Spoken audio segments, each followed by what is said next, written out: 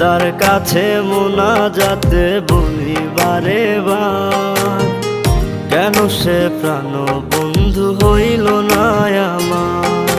খোদার কাছে মোনাজাতে বলি বারে বার, কেন সে প্রাণ বন্ধু হইল না আমার। নই কি আমি তার যোগ্য, নাকি আমার এমন ভাগ্য, এত ব্যথা সইতে আমি পারবো না যে আর।